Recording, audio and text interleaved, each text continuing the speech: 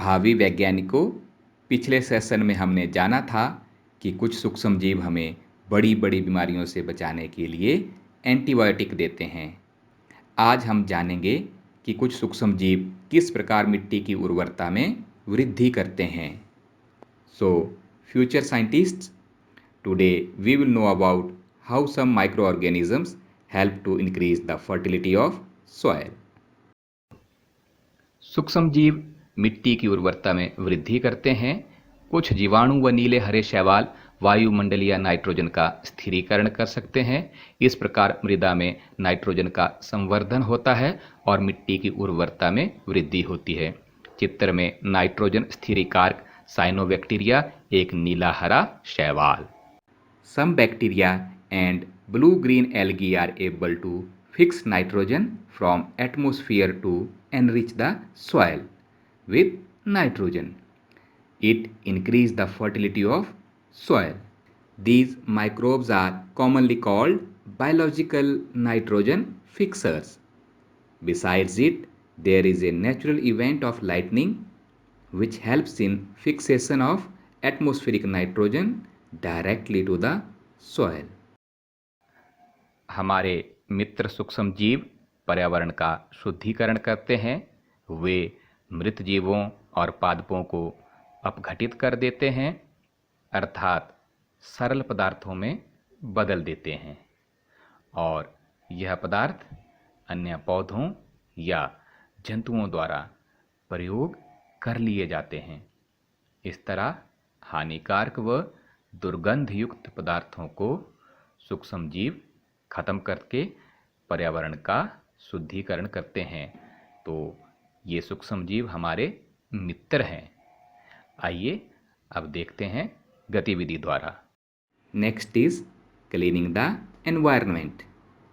Students, collect dry leaves, vegetable and fruits waste from your nearby place.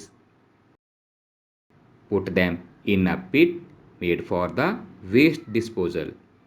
Add some red earthworms in the pit. After some time, you will find that all waste material decomposes and converted to manure.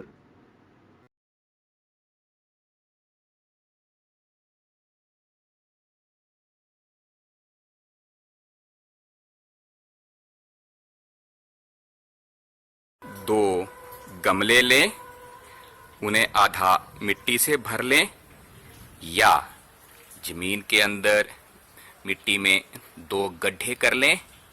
एक गड्ढे में पुरानी plastic की बोतल, पुरानी pipe, कोई plastic की पानी की पाइप या प्लास्टिक वेस्ट जो हम नमकीन, चिप्स, टॉफ़ी, चॉकलेट उनके रैपर्स हैं वो सब डाल दें। दूसरे गड्ढे में किचन वेस्ट, जो भी हमारा किचन से निकलता है, प्याज के छिलके, आलू के छिलके, सब्जी के जो भी छिलके या सामान बचा हुआ हो, घास के पुराने पत्ते या जंतु अपशिष्ट, गोबर इत्यादि डाल लें। दोनों गड्ढों का निरीक्षण 3 से 4 सप्ताह बाद हम दोबारा करेंगे। इन्हें तब तक इसी तरह रहने दें।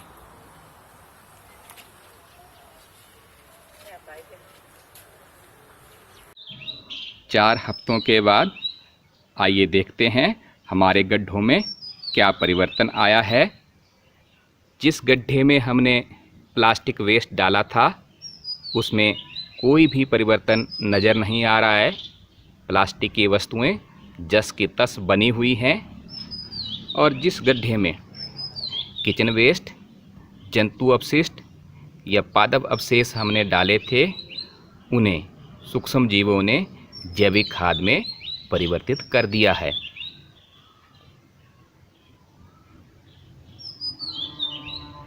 Children, you can see dead or decaying plants and animals around you. If you observe them regularly, you will find after some time they disappear. Do you know what happened to them?